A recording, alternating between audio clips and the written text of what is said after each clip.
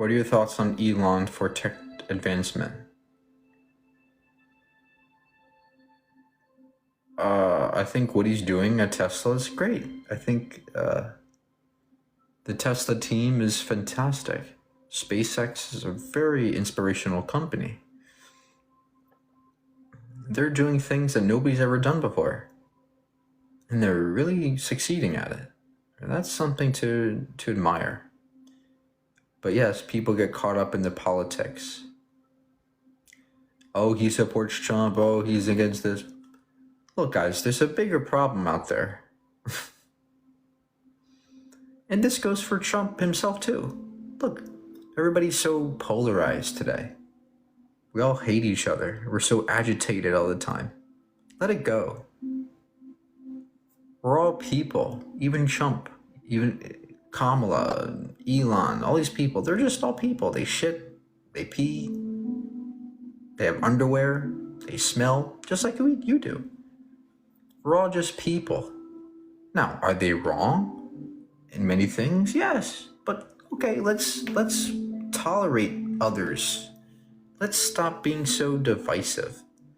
Let's stop being so demonizing to the other side. Let's understand each other more. Everybody. Just imagine if we all understood each other more and tolerated each other just a little bit more. The world would be a way better place. But no, we have to all foster this toxic atmosphere on social media because people hide behind the anonymity of being online, right? You have no profile name, or you can just be user 242 and now you can say whatever you want. You think you can say whatever you want now, right? So people often hide behind those things. Anonymity does make it easier for people to be jerks. Yeah, it does. Look, social media is in its infant stages.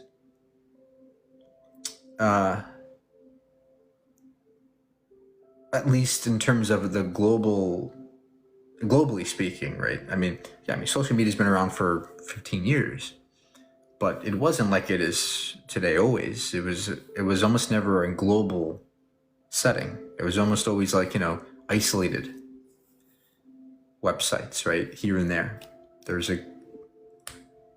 certain niches here and there, but now it's a global environment. Now every country, every leader, every person is online from all countries, right? We're all globally together. So this has been the case for only the past 5 years, 6 years, where Twitter and Facebook and all these things are now becoming global.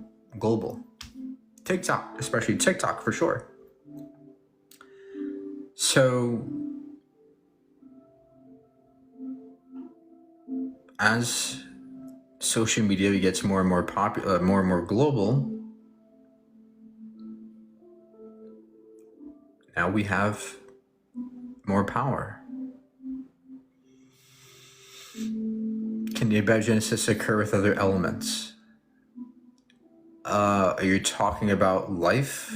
Yes, life itself can exist within many different mediums, not just in terms of carbon-based molecules. You have X and A, you have L and A. You have all types of, not just RNA and DNA, but also L and A, X and A. There's 1,000, there's millions of other types of nucleobases, different types of nucleobases that can give rise to replication. And that's just in the carbon category. How about silicon life? There's all kinds of silicon life that can exist too.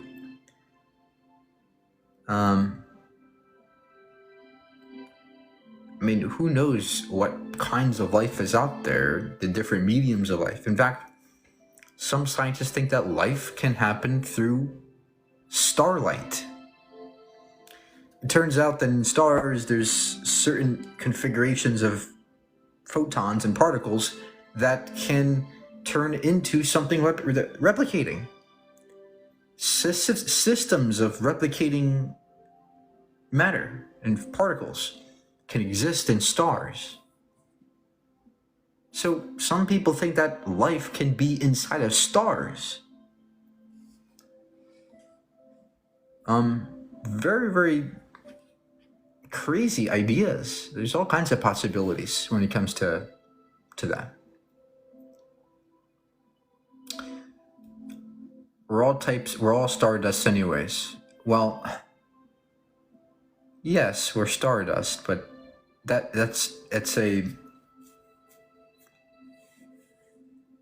the point about stardust is that we are made of the stuff of stars. Every atom in your body comes from a star that exploded and forged those elements in the cores of the star.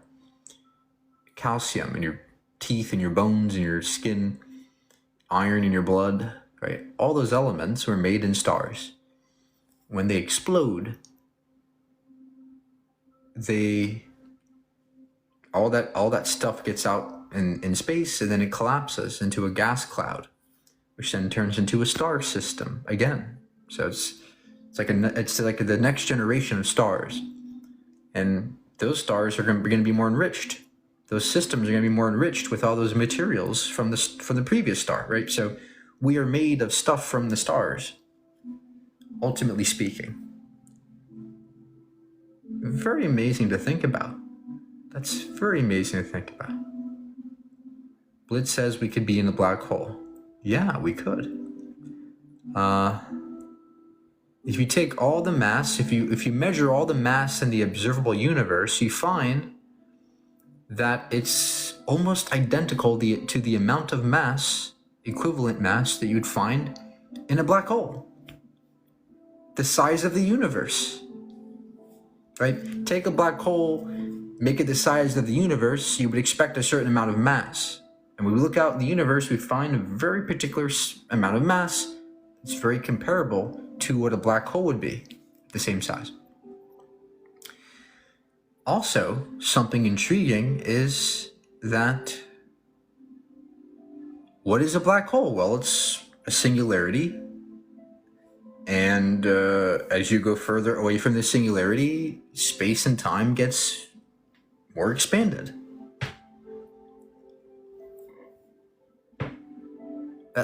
That's like the Big Bang. The Big Bang is like the black hole, right? We have the Big Bang being a singularity, and outwards you have an expansion of that space. Also, what do black holes have? They have event horizons. So does our universe have a cosmic event horizon. In other words, light travels only so fast at the speed of light. But space is expanding faster than light.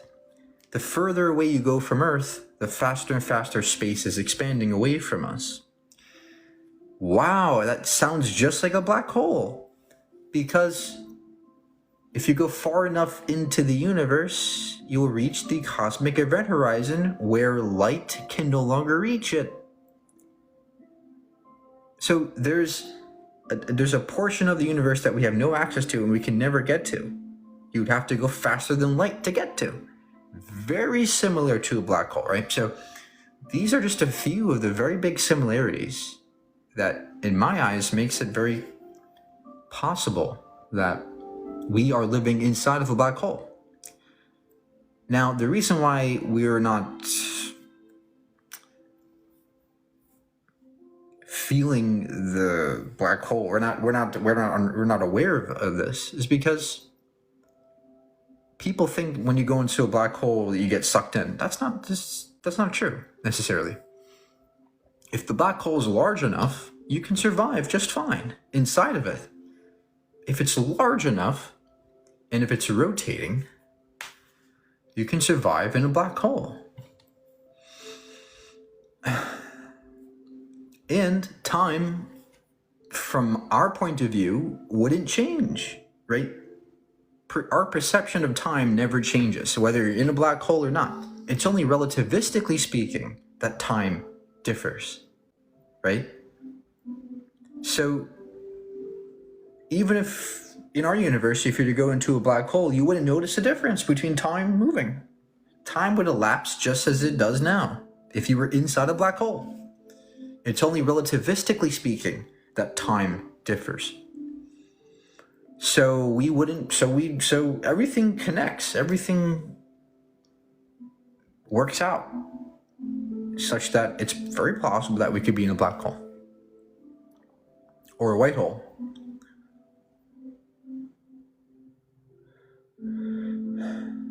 And beyond the singularity is another universe, another white hole or black hole, right? There's a dynamic between white holes and black holes.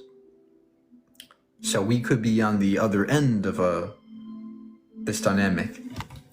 Very, very, very, very strange. Very, very strange. Very exciting to understand. Would there be an infinite regression of black holes then as we have black holes within our universe?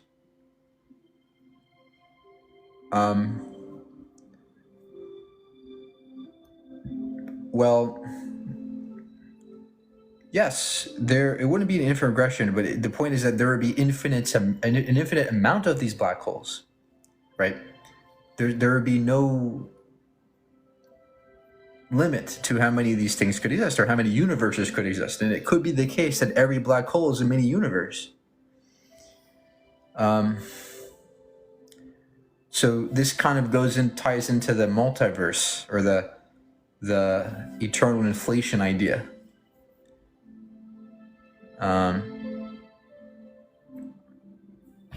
Very, very, very strange ideas. Very strange.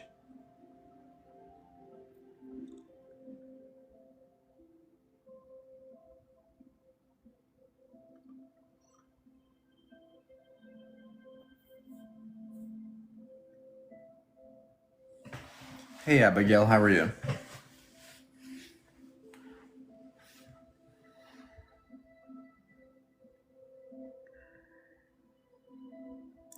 We could be a drop of pond of water on someone's microscope slide. Well, maybe whatever that means. I don't like to personify things, right? When people think of the universe, they often want to personify it, right? They want to fit in some person, some agency. You know, we're so quick to do this, right? It just makes us feel better. Something about some person making the universe, somebody, makes us feel better about it. But yeah, I mean, sure, it's possible that there's some being out there who's super intelligent and they're observing us like we observe microbes. Possible. I just don't see evidence of it, right? I'm just skeptical of that. But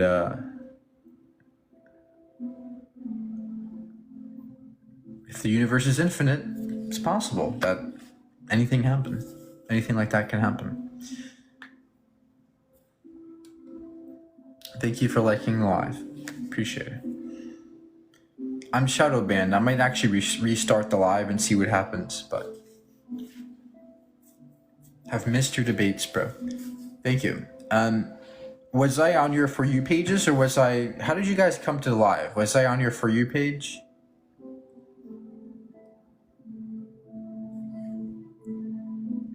We just have a ton of trouble understanding that one day we will not have sentience. Yeah, that's another thing that we can't grasp. People don't grasp death. We can't. It's impossible for us to grasp what it's like to die or what it's like to be dead, right? Because by definition, there's nothing to experience. So that's another thing that we do as people, right? We love to think that there's an afterlife because we can comprehend death. You know?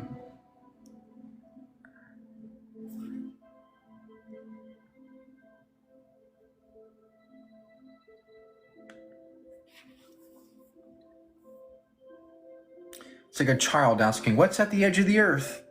Well, there is no edge, right? Just like asking, "What happens when you die?" Well, there is no such thing as experiencing when you're dead.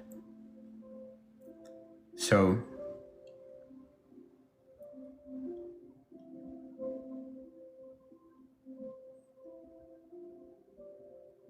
if you think about it, though, these ancient ideas, although wrong, are very, very amazing.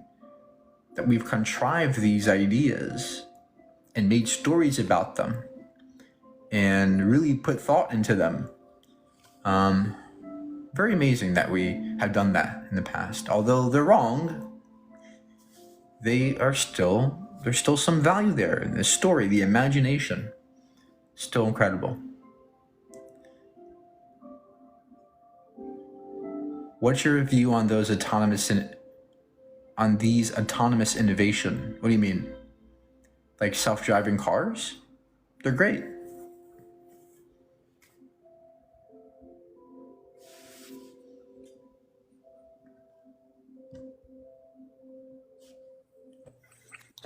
Hey, Mike. Okay, so I got a few questions. And the first question, you're going to think that I'm debating you on it. It's genuinely just a question because I respect you so much. So a lot of people refer to logic as objective, right? And in that sense, it means, that it doesn't exist, it exists independently of belief, opinion, culture, time frame, whatever. And I know that you disagree with that claim. But when I think of it, right, let's say that humans never existed, and then like the law of excluded middle, that it's either raining or it's not raining, or the universe exists or it doesn't exist. Wouldn't that still be true even if humans didn't exist or didn't exist? No, there would be no truth. It would not be truth apt at all. You wouldn't be able to make a truth statement about it because there's no mind to make it. So, first of all, when you suggest is logic objective, that doesn't mean anything. Logic is a noun, not a proposition. So that's like saying, are rocks objective? That doesn't make sense. Right. Now, logical statements are objective. It can be objective, meaning their stance independent. Yes, that's a possible thing. But that's only because they're definitionally that way. We define them to be that way. But yes, all logical statements and all truth statements, I think, depend on minds. So when you ask, okay, well, if people died and there was nobody there on Earth, would the laws of logic still be true? Well, that statement, that doesn't make sense. Because you need minds to do logic. You need minds to do truth. If you don't have a mind, there is nobody to say that logic is true or not. Okay. I mean, I agree with that.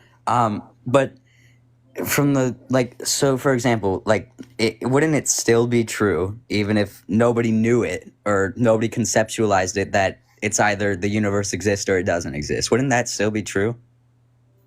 Again, it's only true from our perspective right now because we are here existing with a mind. But if there are no minds, you can't describe the world. Okay. So it wouldn't be true or false. It wouldn't be able to be that no statements would be able to be made about the universe.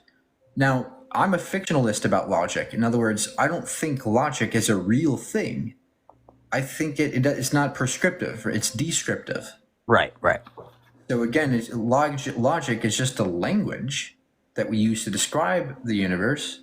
Now, the true nature of the universe, the external world, that's something we can't even understand, right? We can't go outside of ourselves to know what's out there in the external world. We're locked Absolutely. in the internal world. So we just call it. We refer to when we use logic, we're just referring to what we think the external world is. And we Right. call that reality. Okay. So, and then I'm a vegan, and I know you're a vegan too.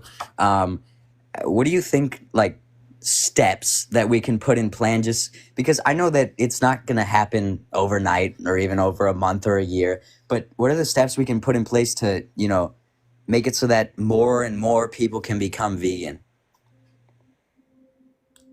Education, knowledge, learning, debating, talking, conversing. I think debates are one of the best ways to get people to go vegan because it Right. forces them to question themselves, question their actions, talk to people. That's how change happens. Uh, Also, technology, neuroscience advancements, AI, those are also helping. But, I think that talking to people Right. and educating is the best thing.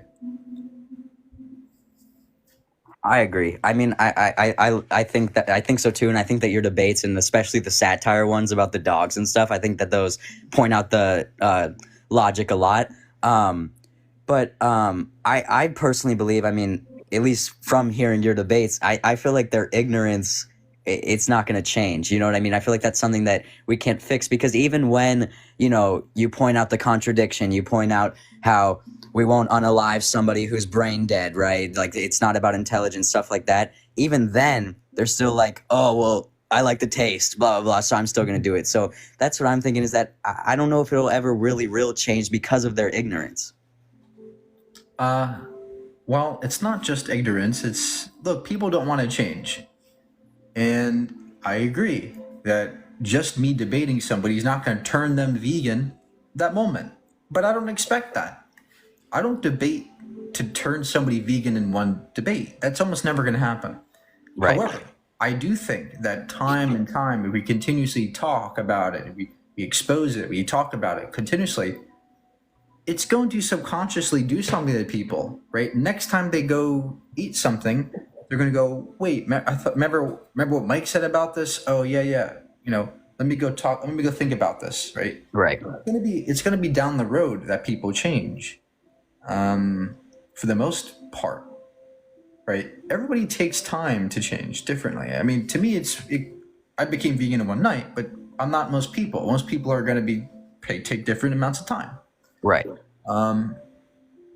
But just like every other social movement, it didn't take one day. It took years. So that's what it's going to take years for the world to change in this regard too. Right. Okay. And so then my next question I have is, you have probably seen the new Elon Musk, how he brought out the new AI robots. You probably saw all about that. And I think that I like to refer to it kind of as like the first iPhone stage where we think it's so advanced, but it's later down the years, it's going to look like it was, not advanced at all. So like in the next maybe ballpark, like 10, 15 years, what do you think like those advancements will look like? Advancements in what, AI? In AI, yeah. I mean, it can involve sentience, intelligence, whatever. Well, even projecting 5 years is hard with technology like that. Right. But I suspect within the next 10 years, I think we will reach AGI, which is artificial general intelligence. In other words, it is akin to what a human can do in Yeah. almost every aspect of our thought processes and our reasoning skills and abilities. So probably by 2030, we'll reach AGI, Okay. which is what we can do, and then I suspect by 2045, perhaps a little bit earlier, I think we'll reach ASI, where you'll have artificial intelligence that vastly supersedes our own 10, 20, 30, 50 times. And I mean, once that happens, I mean, it's going to cause an exponential change in everything. Right. It'll be a revolution for sure. It's going to be very, very different from today's world. Very different world. I mean, even 15 years ago was a completely different world than today is, right? Even Right. 15 years ago from today. The next 15 years are going to be extremely transformative. I agree. I think for me, and I don't know what you think about this, I think my only worry with the AI is that if it's in the wrong hands, right? Like what if somebody is able to program it to, unalive a bunch of people, right? I feel like that's very possible, and I don't really see how we could stop that or like how there would be any limits on that. On like I mean, maybe we put limits on the programming, but I don't know. Yeah, this is a valid concern. I mean, what happens if they get too smart? This is like what iRobot, kind of the moral of the story of Right. Yeah. iRobot was Yeah. you don't want somebody that is pure logic, because they're just going to say, well, humans are killing themselves. Let me find a way But to there destroy was the that human. one good robot that Because they had sentience, because they had yeah. emotion, right? Right. So that was a good point. Yeah. The point was that if we give these beings sentience, they're going to have a better understanding of preserving us, just like we do, right? We are humans, and we understand to not harm each other. There's no reason to. And there's even less reason for a AI to kill us or harm us. Why would they have to? What do they want from us? They don't want Right. food. They don't need water. What are they fighting us for? I think any kind of like Terminator vision of these of robots is the wrong one. I think that's a very pessimistic attitude, because humans love to see violence and fighting. But in reality, I think something as intelligent as, especially ASI, they're going to not probably not going to try to fight us. There'd be no reason to. I agree. I mean, I think that, and I've talked to you about this before. I think that their sentience will be a lot different than ours because, I mean, they don't. They're like we have we have like so much more like, it's like we have this life and we want to make sure that we can keep living. Right? For them, that wouldn't really matter. And then my next question was going to be, I forgot about it. Yeah, I forgot about the next question, but oh, okay, yeah, I wanted to ask you just a funny question. How excited are you for GTA 6? I'm very excited. I live in Florida, so it's going to be literally like in my backyard, just driving around. It's going to be fun. It's going to be very exciting because the game is going to incorporate AI, and the NPCs are going to be smarter. Like you're not just gonna. It's not like GTA 5 where the NPCs are just terrible. Right. But these NPCs are going to be like understanding, like a lot more about the world around them. It's going to be quite the game. I'm excited. Right. And then so you said you're in Florida. Did the hurricane affect you at all? No. A few branches here and there fell, but that's all. There's no. Otherwise, I'm very nothing happened at all. So I'm very, very thankful. Okay.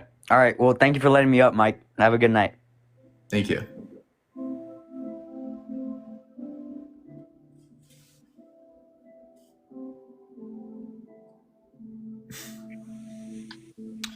What's up, Mike?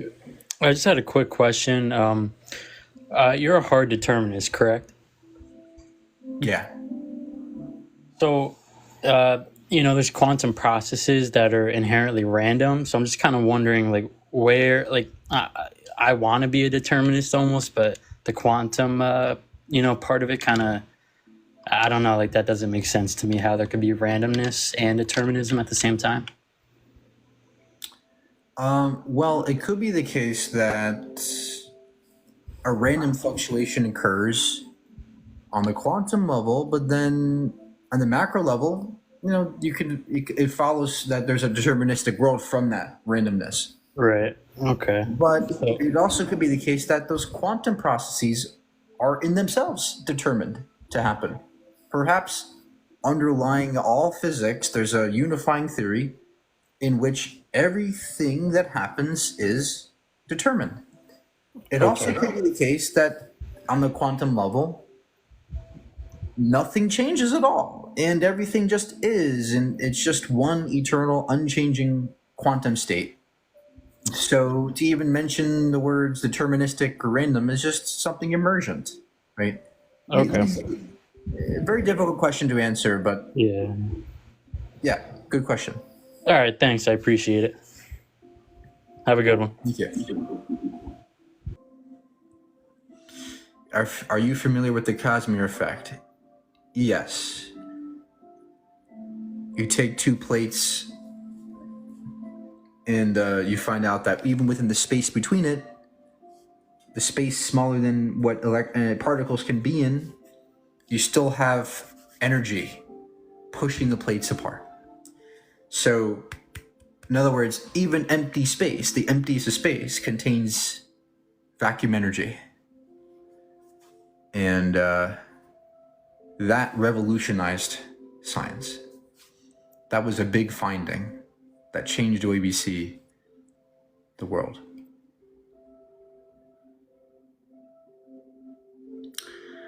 Mike's the GOAT, thank you.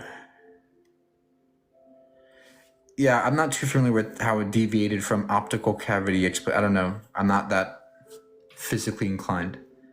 That was my other question. In a deterministic world, isn't there no risk factor? So no fear. So why fear? Well, we can be determined to fear, right? We can be determined to fear things. People ask us all the time, well, if everything's determined, why does anything matter? Well, we can be determined to think it matters, right? Again, you're forgetting that all that fits within that paradigm. The net experience is determined, right? But naturally, what you want to do is you want to say, well, you want to inject your own free will notion, right? You're seeing it from a free will perspective because it's so intuitive, but you're not able to reconcile the difference. They now pin it to the Van der Waal forces.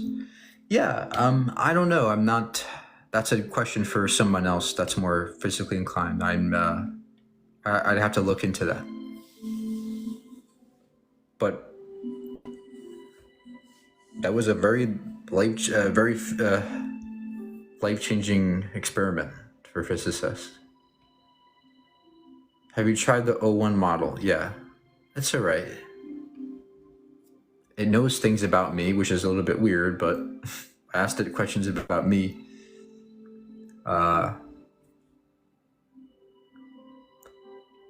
But the next models are going to be able to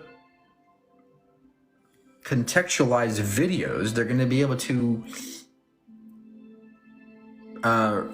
analyze all the videos online and tell you things about the videos. So you'll be able to search videos. You don't have to watch them through. Now you can search on Google, what happened in this section of the video? Summarize this video for me. It's gonna be crazy. I saw your brain video. Elon Musk has gone mad on second thought. It's pretty cool though. My brain video, my Neuralink video. What is your counter to an argument for motion? Physics. Motion is relative, right? So if you're trying to contrive an argument that posits motion is somehow fundamental, it's not. Motion is not fundamental to the universe in the sense that you have one domino fall and the other. That's not a fundamental feature of the universe. That's something relative. Motion is relative. At the end of the day, if you understand relativity, you'll realize that everything is moving at the same speed. Everything in the universe moves at a constant speed. It's just that some of us are moving faster through the spatial dimensions, some of us are moving faster through temporal dimensions. So the point is that it's hard to describe without it, but I have a video about it. But the point is that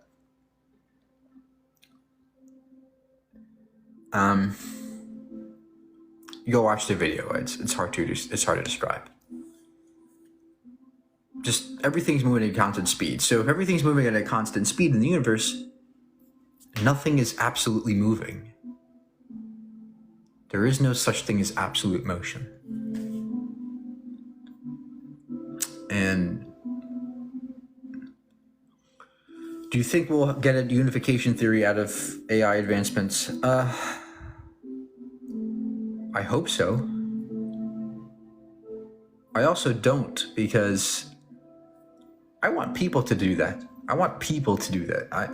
It's going to be so disheartening for us to just plug in some random things in an AI system and have it pop out, unifying theory. That'd be so terribly disheartening for physicists. I think it'd be way more exciting if people discovered it. But at the same time, technology is powerful, and that discovery could change everything for us. If we discovered how gravity works on a quantum level, we'll find out what happens in black holes. We'll find out what happened before the Big Bang. The benefits are just too great to not utilize AI for that.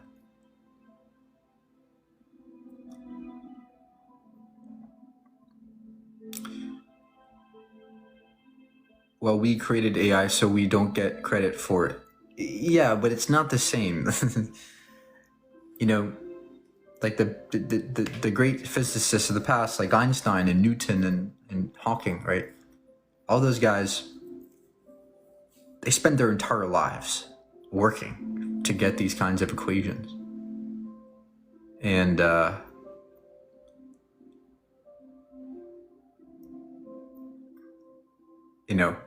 the point is that physicists like to work for it. Part of science is going from a confused state to something clear, right? Solving something, peering deeper into the world. Something you've never seen before. Discovery. That's not the same thing as plug it into an AI system and having it give you the answer. It's not the same. Okay. Do you think AI will reach human intelligence? It already has for for many people. Yes, I think that there's no doubt that general AI, AGI, is going to be within the next 10 years. We'll have an AI system that supersedes every kind of aspect that your brain can do.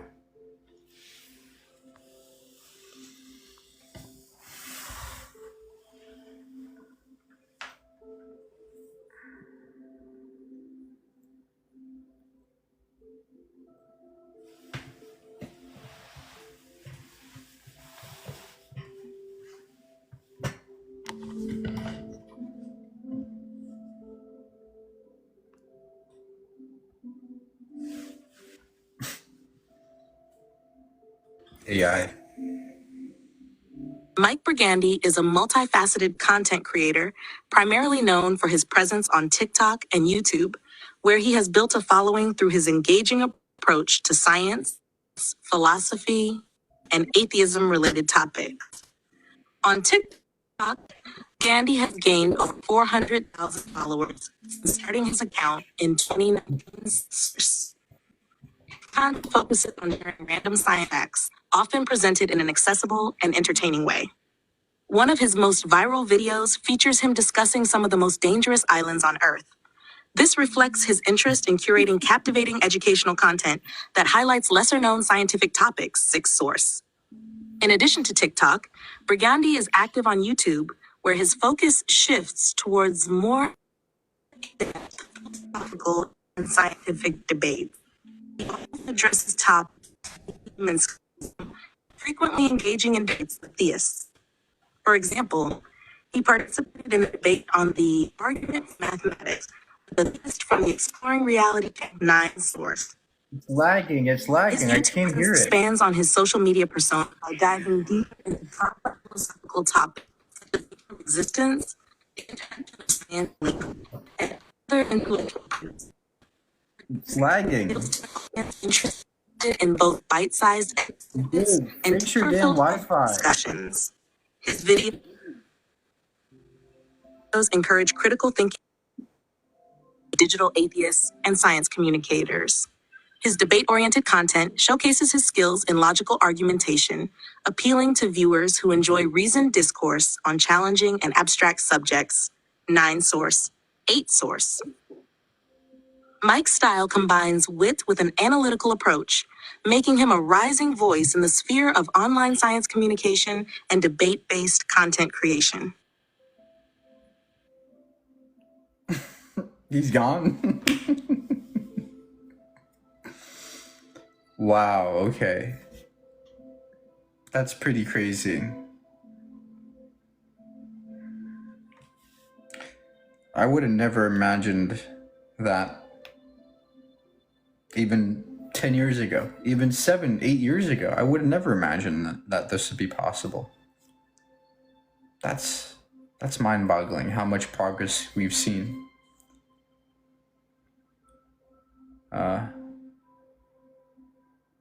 But we forget it. We forget how much progress we've made.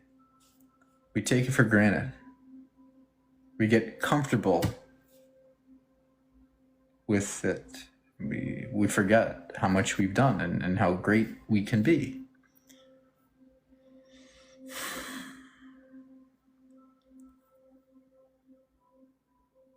We gotta tap into that more. We gotta tap into that.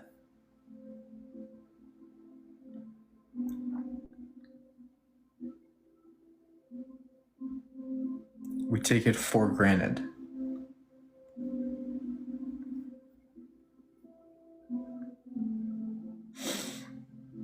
Is immortality achievable? Depends what you mean by immortality. Being impervious to any kind of damage? I don't think so. Living forever in some kind of digital form? Maybe. I think you can perhaps store consciousness in a digital way. It's not the same as our consciousness, but it'll be some form of consciousness that can survive biology. So in that way, we might be forever alive in a way. But, yeah. In terms of our biology, you can preserve your age, your biological age. You can stop yourself from aging. But that doesn't mean you're immortal, right? You can still die. So, but yes, aging itself is not needed. You don't have to age. That's something your cells do when they gunk up over time, right? All your cells in your body are dividing and multiplying, and the replication process makes it so that errors occur, and those errors build up over time, right? Errors in your DNA, in some parts of it, build up. Ones that don't really affect you too much, but they build up and they can prevent your, certain proteins from going certain places and things like that. Things that make you age, that your hair go gray, your skin to get wrinkly, things like that. It's like an old engine in a car. If you don't oil it, it gets clunky. It gets hard to drive. Same with a person's cells. So what is possible is to go back into your genes and perform gene therapy and fix your DNA to make it juvenile again, so you can restore your function back to when you were 20 or 30, right? So in the future, you might be able to go to a doctor, take this gene therapy, and every year you come back and you maybe will reduce your biological age by a year. So, or 2 years, right? So every year you go to the doctor and you're 2 years younger. Every year you go, maybe you're 5 years younger, right? Then you're 4 or 6, 10 years younger, right? So it's possible that within our lifetimes, this will be available. Slow down aging. We can already do it in mice. We can already do this in mice. And it works. It actually works. It actually works. If you heard of Dr. David Sinclair's work. The only problem is a lot of those mice develop cancer. So it's not very stable yet. but they have restored vision in mice. You know what was crazy? They performed gene therapy to make the mice older. They actually made the mice older. And then they restored the mice's age so the mouse got older and its eyes, it started to go blind. But then they did the gene therapy and they reversed the blindness. They made their cells younger again. And that's incredible.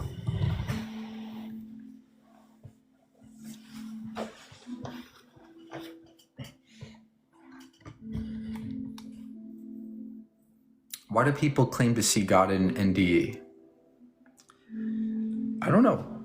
I think when people claim to see God or Jesus or, stuff like that, I think they're confusing hallucinations they don't quite understand, right? Visions they don't quite understand, things that are so foreign to them, and they mistake that for God. I think that's the problem. I don't know what they're seeing. I don't know what they're envisioning when they go through that. I never had one. But I suspect that just like when you're hallucinating, you think it's real, you think there's somebody there, but it's really just imagination.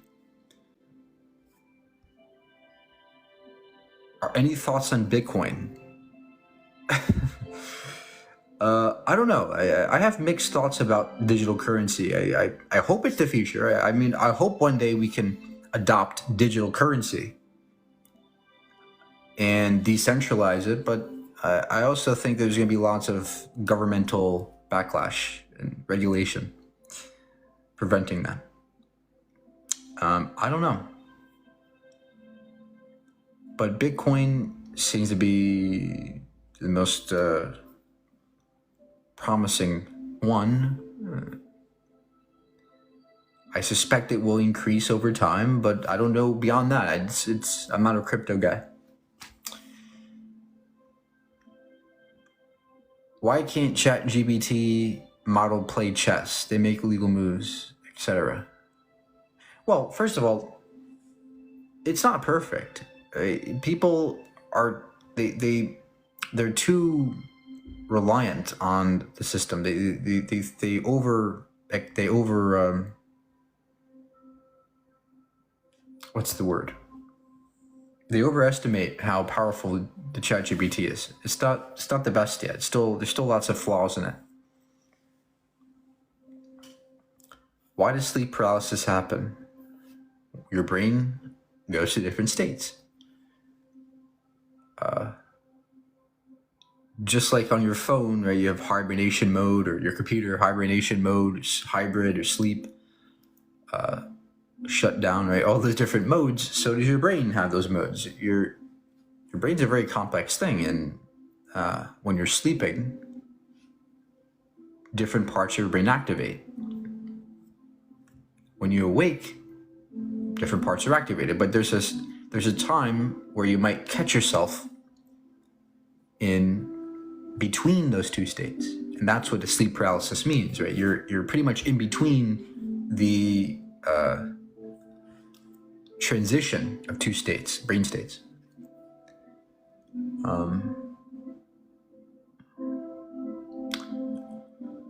What is your biggest fear?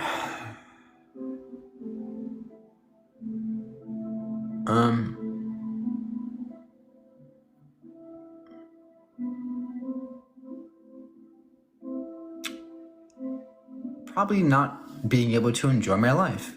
I fear that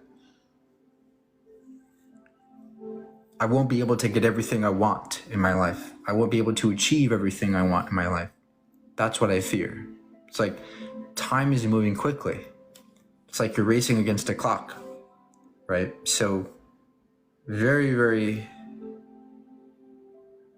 very, very, there's a lot of pressure to do things before you die, to see things and experience things and achieve things before you die. So I'm always aware of that clock, and I'm always trying to race against it. It's very scary. Especially if you have lots of aspirations, if you have lots of things you want to do, like me, it's hard to be comfortable with everything you have at the current moment. You always want more. I I always demand more of myself, and I'm always pushing myself. Because I think that that's what life is all about. It's scary, but it's something you have to do. It's like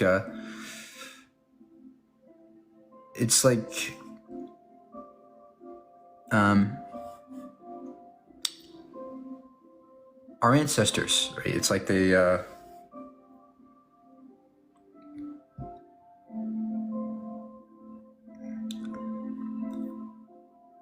had to take a risk.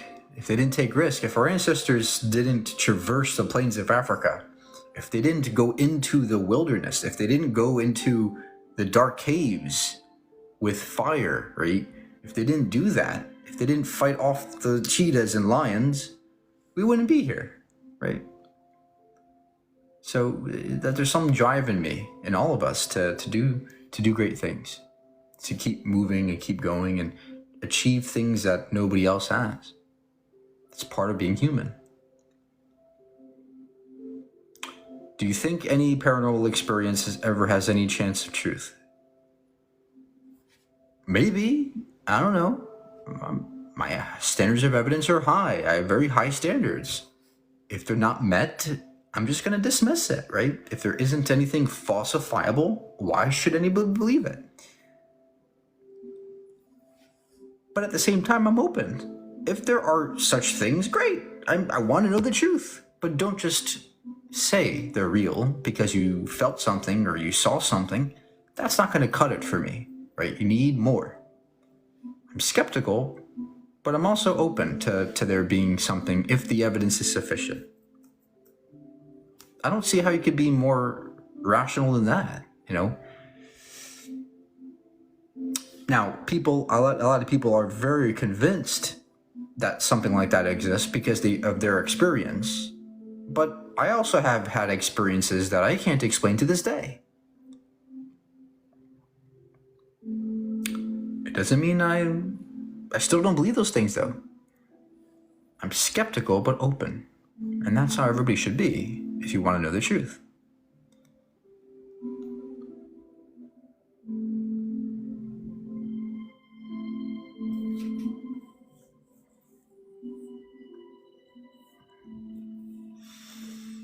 Just because something defies logic and physics doesn't mean it's not real. I never said it wasn't real. I'm just saying there's no evidence that it is real. If you have any, I'd love to see it. But it's like, it's like the boy who cried wolf, right? Oh yeah, the wolf is here, the wolf is here. It's not there. Right? Now, if you're so convinced that the wolf is there, show me. Show me.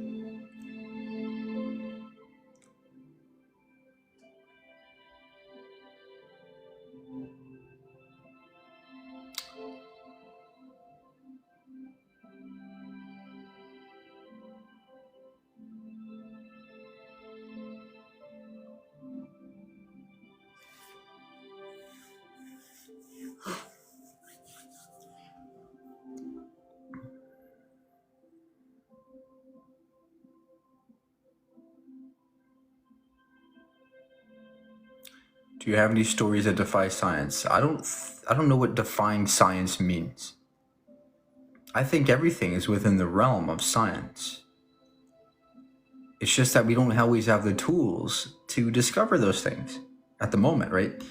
1,000 years ago, they didn't have microscopes to discover bacteria. So imagine somebody 1,000 years ago saying, well, there's bacteria. That would have been called supernatural. But now it's something that we know is a fact. So the point is that there's nothing about the supernatural in my eyes that is distinct from something that we just can't explain at the moment. But yes, I do suspect that there could be all kinds of stuff beyond our understanding. Of course. There could be things like that. But I don't have any examples I can give you. I don't have any examples. And if I if I started talking about ghosts or spirits, look, there's only a certain point you can get to before you ask yourself, well, what does that mean? What is that? What do you mean by ghost or spirit? Oh, it's a person that looks like you, but you can walk through them. What does that mean? What is that made of? Is it hallucination? Is it that? I mean, all these questions you can ask about it. It's very hard to contrive a solid definition for it that we can actually test.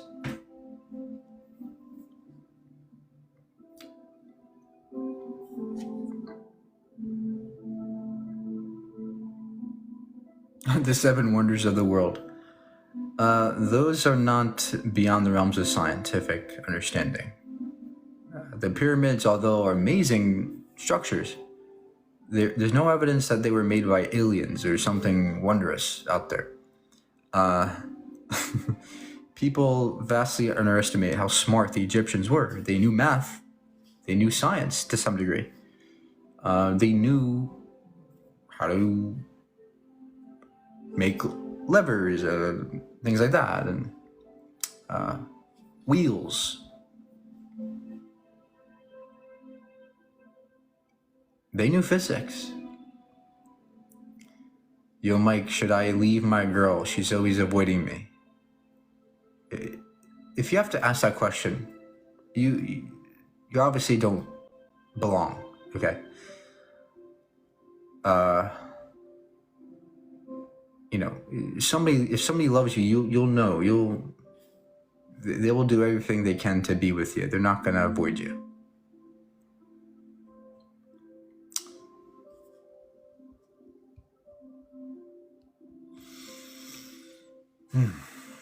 It's hard, though. It is very hard. But we're all told, you're gonna have Prince Charming come to you. That's a fairy tale in my eyes. I don't think there is a Prince Charming or a Princess Jasmine. That's, to me,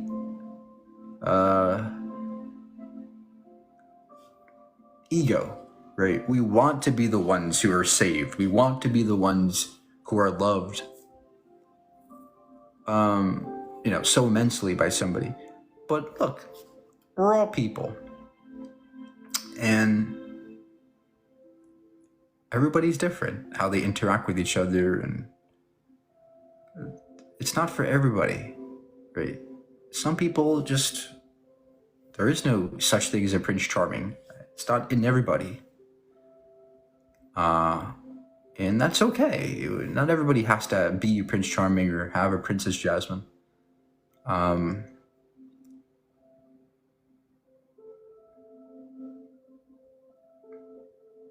You want to be loved? Yeah, you can still be loved. You can still be very happy without such a thing like that. You can still be loved. You can still be very happy. Right? It doesn't mean you have to give away something. Just be yourself and do, if you're looking for love somebody. Do it. Just go. Just love somebody. If you really want love, go do it. If you're really looking for that, then do it. Right?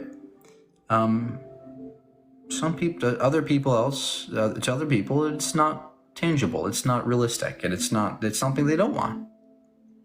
So, are you looking for love? Yes, I am. Oh, everybody's looking for love.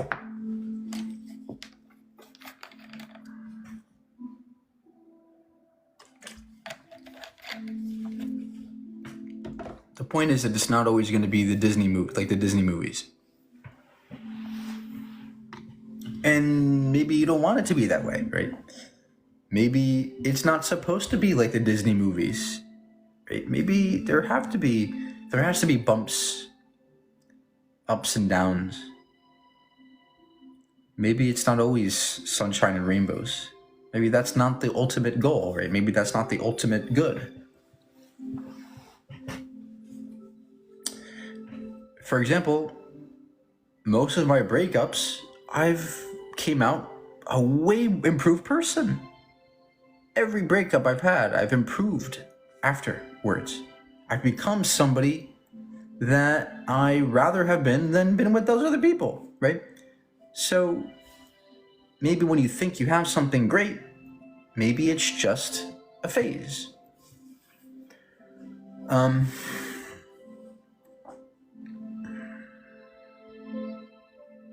Just gotta keep going, right? You just gotta keep going and, do what you want. Is there any evidence you know of which supports a theory of time? Well,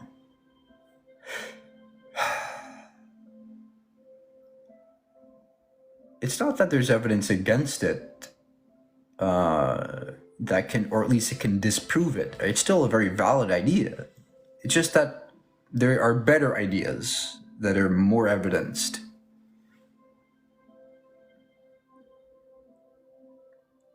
Relativity, for example, is very much in opposition to the A theory.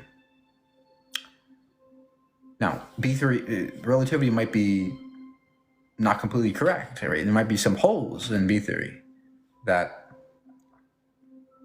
allude to something else, but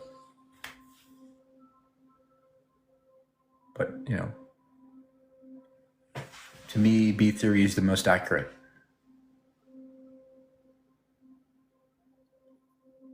I'd say personal evidence, personal experience and presentness of temporal coming is kind of evidence. Yeah, that's in my eyes as a very inconsistent epistemic view.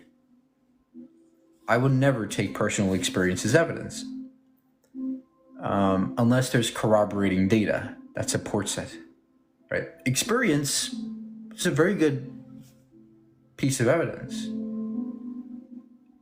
if you can demonstrate it to that experience to happen.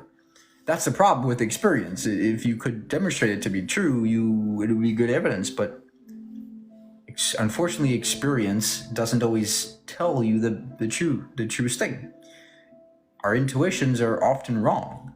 So to me, epistemically, it's a very bad way of achieving truth, right?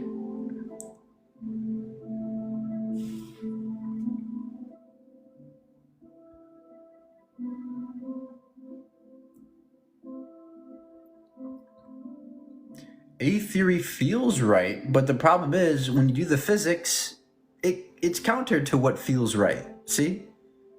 We've measured time changing relative to something else. We've measured this with atomic clocks. Every time you walk, every time you jog, every time you go in a plane or a car, you're slowing down time for yourself measurably. You are measurably slowing down time for yourself relative to somebody else that's stagnant. This is something that's real. It really happens. It's not just a dream, right? Time can bend. It can warp. It can change. It can slow down, relatively speaking. So that is completely counter to the A theory. And another reason why is because if you extrapolate this idea to the rest of the universe, well, you'll find out that nobody shares the same present moment. Everybody's present moment, even mine and yours, are different. That's super counterintuitive, but it's true. Everybody's present moment is different. It's all relativistic. So, and this gets more extreme and more present and more, vivid when you extrapolate this to the rest of the universe. Further away you get, our present, to the point where our present could be somebody else's past across the universe, right? It's very, very hard to grasp.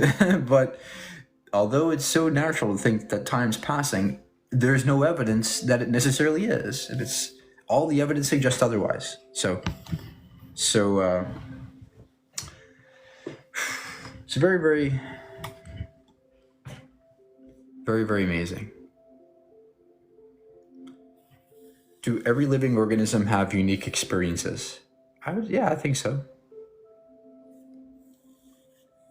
There's only one me, there's only one you.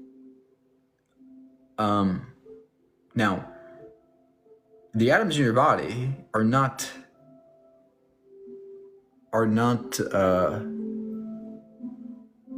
only yours necessarily. In other words, every atom in your body comes from other stuff from the outside world.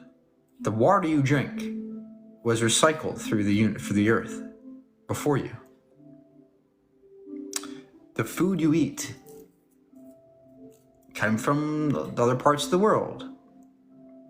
And before that, those atoms were shared from other people. Perhaps some of the molecules in your body were in other people's bodies thousands of years ago. Perhaps one of the atoms in your body comes from Isaac Newton's body.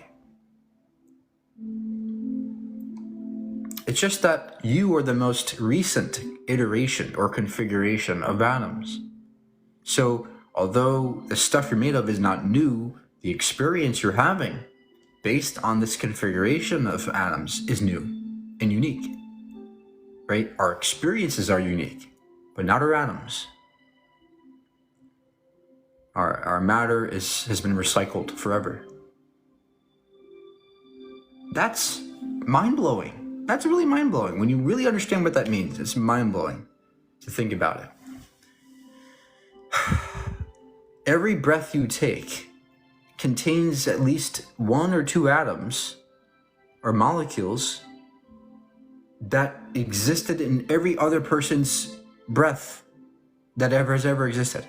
Reason why is because there are more molecules in your breath than people that ever existed. Right? So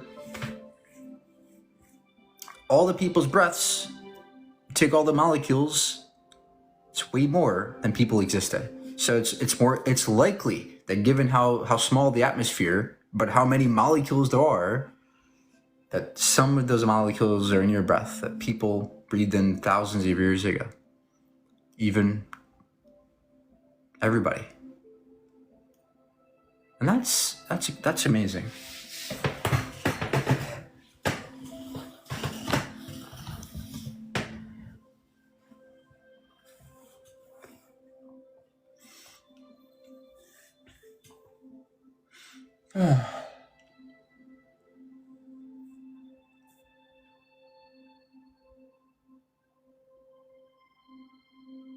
Do you think physicalism has normative implications? No. I'm a little torn on determinism, not sure I'm on board with it. Why not?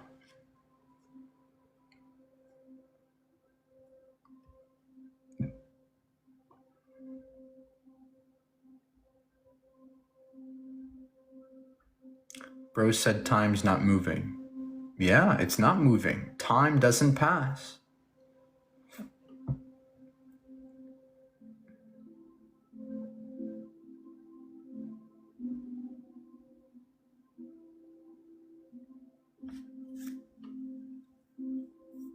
Let me stop the live and restart it.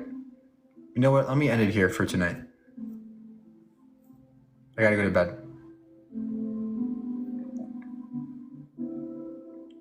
It has to pass because the events change every second. Nope, that's not true. Change is perceptual. Change doesn't really exist. It's only perceptual.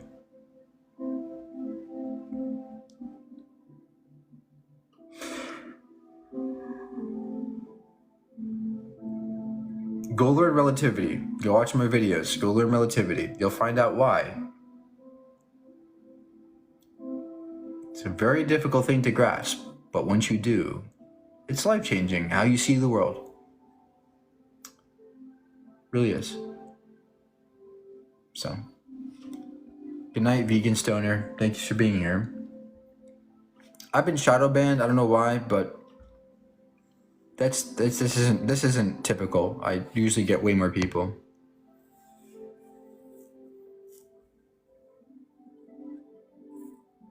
The video requested seemed more like a stretched interpretation. I don't see what your point is.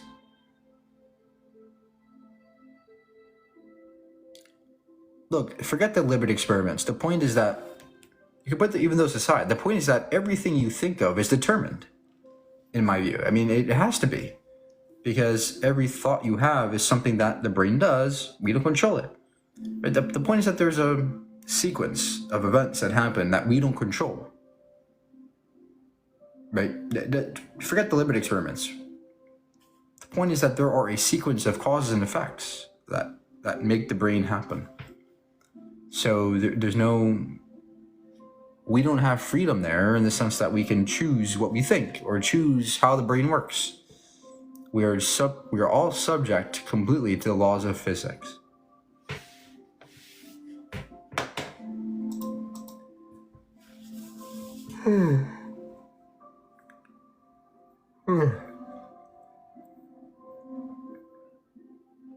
That's scary. It doesn't have to be, though.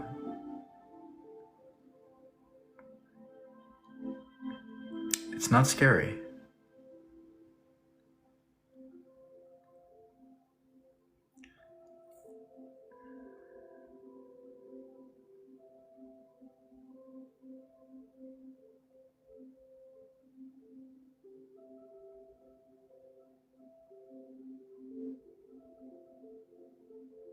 I think you cope by telling yourself this isn't scary. It's not scary. How is it scary? It's just a fact of reality, right? Look, this is a good point, though, right? A lot of people who believe in God or anything like that, they are scared, not in a bad way. I'm not saying, oh, you're scared, grow up. What I'm saying is, look, everybody's scared of the unknown. And that's just part of being human, right? So that thing you raised is a perfect example of how our brains work. Things that are not intuitive or not typical, we just fear. We don't like when there's a break in the pattern. We don't like that, right? So that it just exacerbates the feeling that, no, this can't be right. This can't be right. There's a break in the pattern. This is untypical.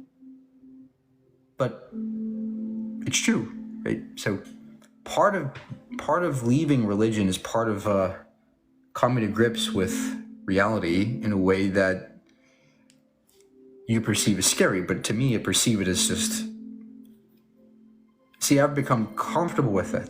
I've become comfortable with wherever the unknown is so much that I'm not scared of what's out there. So that's a very powerful perspective. Hey Mike, what's up, plants? What's the smoking gun evidence for climate change?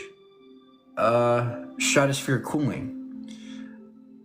If the Earth was being warmed by the sun, why would the stratosphere be cooling? The stratosphere is a particular layer of the atmosphere that is getting colder. And it makes perfect sense if it's cooling, because carbon dioxide only exists in the lower troposphere. So the lower troposphere isn't getting warmer because it's lower on a lower layer of atmosphere than the stratosphere. Why would that be cooling? And we also know that more heat is being trapped in the lower atmosphere and less is escaping the upper atmosphere. That's why the upper atmosphere is getting colder, right? More and more is getting trapped on the surface, or the lower levels. That's one. But then the other one is, carbon has a fingerprint. We know that human emissions is a particular isotope of carbon. that is distinct from what we typically find in nature. And once you understand that, you'll realize that isotope of carbon is able to absorb a certain amount of radiation. And when we use the mathematics and the physics, we predict how much radiation human emissions is causing. We know, we can measure how much it's happening, and it exactly matches what we predict human emissions is absorbing in terms of radiation. So again, there's satellite measurements of it, of the warmth, the warming. There's the stratosphere cooling. It's a no-brainer. Okay. Afraid of the dark. Yeah, afraid of the dark. It's like a child, afraid of the darkness. Oh no, the boogie monster's there. It's just part of being human. There's nothing wrong with that. It's just sad that people get stuck in that place of fear and are then reluctant to improve, to get better, to see a different perspective. Could quantum fluctuations in the vacuum give rise to multiverse? Well, the fluctuations exist within the multiverse. The multiverse is the hyperspace. It's called hyperspace, but the point is that there's a space beyond ours or dimensions beyond ours where fluctuations are occurring, and universes emerge as four-dimensional structures, or perhaps 5 or 6 or 3-dimensional structures. And they're called bubble universes that pop in and out, right? So a Big Bang is just a fluctuation in one particular area and expands and inflates into a universe with certain dimensions. And then there could be, in other areas, other bubble universes popping into existence. And you have this larger landscape of universes. But yes, it's quite true, crazy, but true, that universes can emerge from empty space itself. Why? Because even in empty space, there's bubbling vacuum energy, potential energy that's just locked, fluctuating in and out. And certain fluctuations can break that and convert that potential to kinetic and inflaton particles. Once that fluctuation occurs, generates a little pocket of space and time that contain inflaton particles that can turn into the stuff we know, like atoms and particles, like gluons and quarks, things like that. Okay. Do you know T jumps meta is? Yeah. T jumps meta ethics is ridiculous.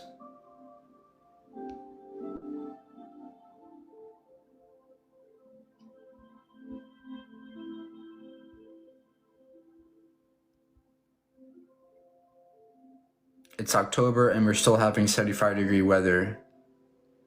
Yeah.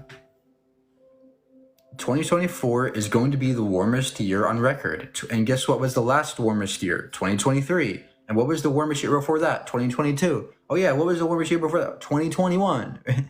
Every year we go is getting warmer and warmer. The last 15 warmest years happened in the past 15 years. Right?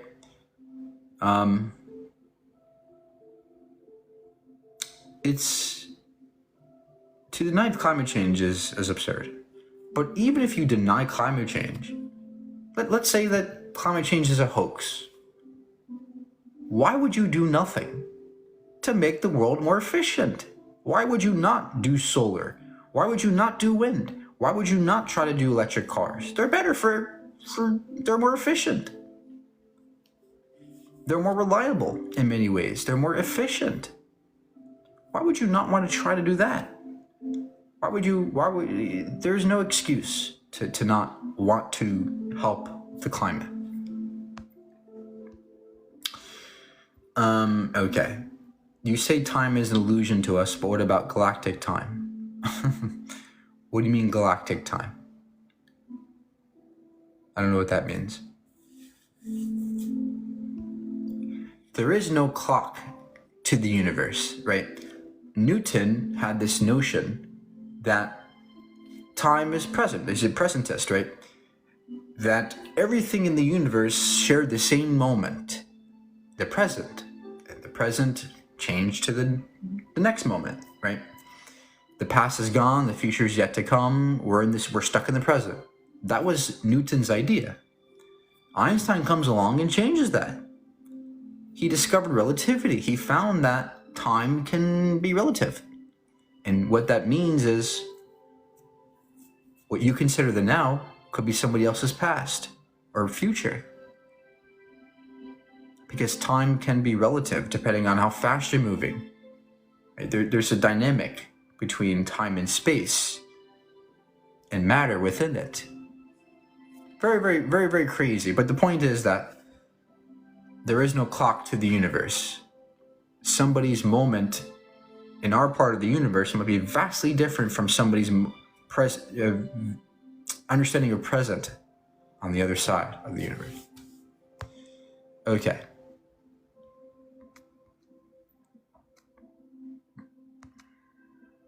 So every human's not moving at the same time. Every person's understanding of the now moment is different. Now, in terms of you and me, well, they're almost identical, right? What we consider the now moment is almost identical. Why? Because we're sharing very similar velocities through space-time. We are sharing very similar coordinates within the universe, right? We're very close to each other. So our version of now is very similar, okay? But take somebody on the other side of the universe who is moving in a different direction or a different speed. They're going to view the now as something different, very different.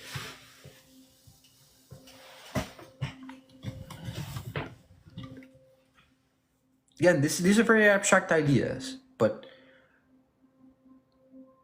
that's why science is important, to understand these things. Don't you see how... Look, I love philosophy, it's great, but understanding these scientific notions helps you in philosophy. Because scientific thinking is the most efficient thinking, right? Think of all the philosophical debates that occur about time. That could be easily solved if people were just more scientifically literate. I think science is more powerful than philosophy. In many regards. Now, I'm not saying philosophy is useless, but what I'm saying is scientific thinking is more efficient than pure philosophical thinking. There's some benefits to being a scientific mind, having a scientific mindset that you can't get from just being a pure philosopher. That's all. Hey Susie, how are you?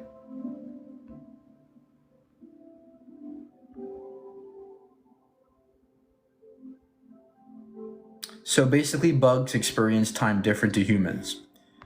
That's another idea, and that's called flicker fusion frequency. What that means is that the amount of stimuli that affect my brain, there's a certain frequency of these stimuli that my brain can comprehend per second. In humans, it's about 60 hertz. It doesn't mean 60 frames per second. The point is that we experience the world at 60 hertz. In other words, that's how many stimuli we can perceive every second. And that's our sense of time passing, right? So we perceive reality at 60 hertz, but dogs experience reality at 80 hertz. Dogs could actually perceive more stimuli than we can per second. That's why they're way quicker to react. That's why they're able to see time slower than we do. In fact,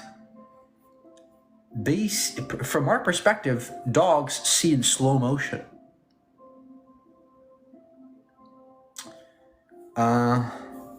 And this is more pronounced in bugs and insects. Flies and bees, they see the world at 200 hertz. They see us as slowpokes. That's why they're so fast. To us, from our perspective, they're extremely fast in terms of the reaction, because they're able to comprehend and analyze and intake all that more stimuli than we. Turtles perceive reality at around 15 hertz. So they see us as fast. They see us as fast. If you were a turtle, you would see things moving quickly from our perspective. Now, turtles don't really perceive it quickly. They think it's just normal, just like we think 60 hertz is normal. But again, if you were to put yourself in a turtle's shoes, you would think things are moving faster around you. So that's why they're slower to us. You see, it's a bit weird. But there's something about it that tells you a thing about time. That time, the passage of time, is an illusion. It's made up by the brain. Our brains make up how we perceive time. It's all made up. The ticking of a clock, it's made up by the brain. In terms of the sense that, time is elapsing between ticks. That's made up by our brains. To a bee or to a turtle, they would perceive the ticking of a clock differently than you.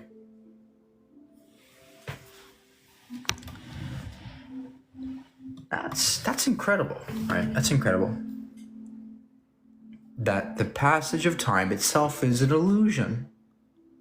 And there's a broader reality, there's a real reality that says time doesn't pass. It hints to the fact that time doesn't pass. That time is just perhaps stagnant. And there's something deeper going on that we just don't quite grasp it. We still don't quite grasp it. We don't know what time is. We still don't know what time is. Relativity gives us a little bit of hints, right? We still don't know, man. It's one of the biggest mysteries of reality. And that's probably, time is probably the thing I want to know most about. Things that I really want to know most about. I would love to know more about time and how it works. Anyway, I gotta go.